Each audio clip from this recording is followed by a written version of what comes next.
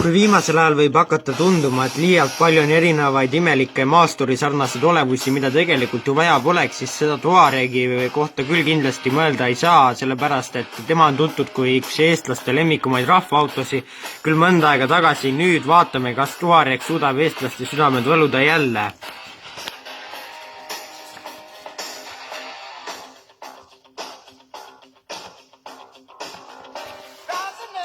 Tal on olemas palju tehnilisi omadusi nagu elektromehaaniline külgkalde kontroll, LED Matrix esituled ja Innovation Cockpit, millest räägime teile veidikene hiljem.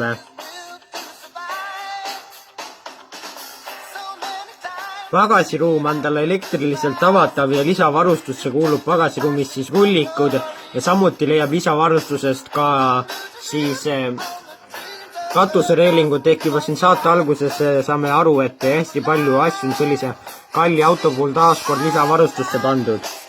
Avatud pooridega Lissi oliivassi puitliistud ning lisavarustusse kuulub pruuni tooni nahksisu. Soovi korral saab valida Watteri avatud pooridega kontuurpuidust dekoratiivliiste. Sees on siis olemas uhke Innovation Cockpit, mille koosneb siis Digital Cockpitist, Discover Prost ja multimeediasüsteemist ja meelelahutussüsteemist ja 4 USB-st. Seal on olemas siis ka Discover Pro siis navigatsioon ja igasugusi nutitelefoni rakendusi on võimalik kuvada siis sinna suurele ekraanile.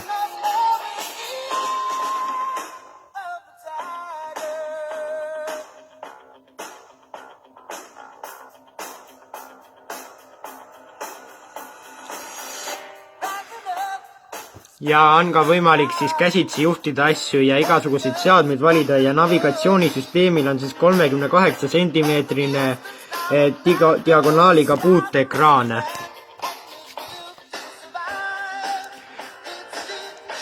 Natukene annab küll sisu välimuses noridest, et näiteks need ventilatsiooniavad on liiga madalale toodud ja ei saa täiesti nii ideaalselt õhku lasta inimestele, kui tavalisel kõrgusel olevad saaksid. Ehk disainile on palju ohvriks toodud ja tagaosa minu arust sarnaneb väga palju ka Porsche Cayenne'ile ja esiosale ma ei oskagi sellist õiglast sarnasust tuua.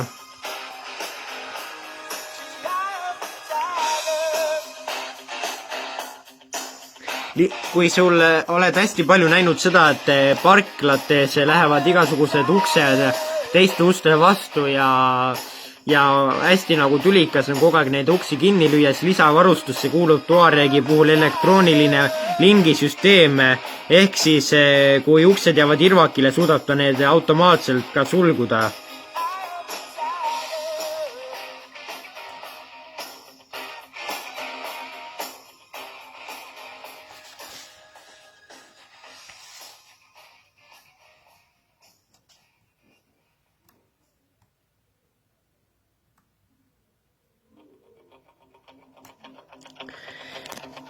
Ennustav reisijate kaitsesüsteem, kohanduv püsikiiruse hoidik ja ummikusõidu abiline, mis on ka väga hea asi, sest ummikuid on meil siin Tallinnas nii, et vähe ei ole. Ja samuti on tal olemas ka nelikvedu ja ta suudab igasugusi suuri asju vedada. Nelikvedu on siis niimoodi, et tagaratastel on sama hästi juhitavad kui ka esirattad. Elektromehaaniline öötsumise ja stabiliseerimine, mis on väga vajalik sellisel maasturi puhul, et paratamatult need maasturid kipuvad öötsuma.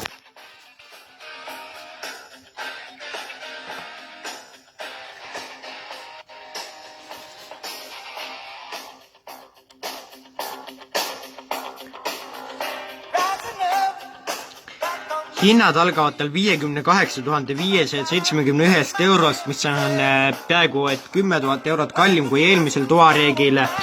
Ja selle eest saate endale 3-liitrise V6 TDI diiselmootoril, millel on 170 kilovatti ehk 230 hobujõudu ja 8-käiguline automaatkäigukast ja valikust tal ongi ainult siis 8-käiguline automaatkäigukast.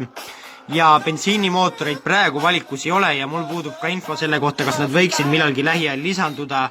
Igatahes on siis valikus sama veel 3-liitrine V6 turbodiisel, mis on siis 210 kilovatti ehk 286 hobujõudu ja mille hind on juba üle 64 000 euro. Ehk Volkswagen Touaregil on natuke palju asju läinud lisavarustusse, disain on küll hea ja väga palju on erinevaid abilisi, mis aitavad väga palju sõitmisele kaasa, kuid ikkagi, kui sul on nii palju raha, siis sa tahad ka näha seda brändi ja seda uhket logo kapoti peal ja Volkswagen seda paraku ei paku ja kuigi Audi Q7 maksab rohkem jällegi, et Volkswagen Touareg on auto, mille puhul peab veel palju mõtlema enne ostmist ja kaaluma igasuguseid konkurente ja tegelikult palju väiksema raha eest on võimalik saada ka väga häid autosid, nagu näiteks Land Cruiserid, mille hinnad algavad 45 000 eurost ja mis on palju maastikuvõimelisem auto. Nii et minge ja kaaluge ja uurige uut Touaregi ja mõelge pingsalt järele. Järgmisel nädalal tutvustame teile juba ühte väga elegantset sedaani või lausa kupeed. Seniks kohtumiseni liigelda turvaliselt ja Nice Luxury TV proovisõit on tagasi juba nädala pärast, nagu ikka.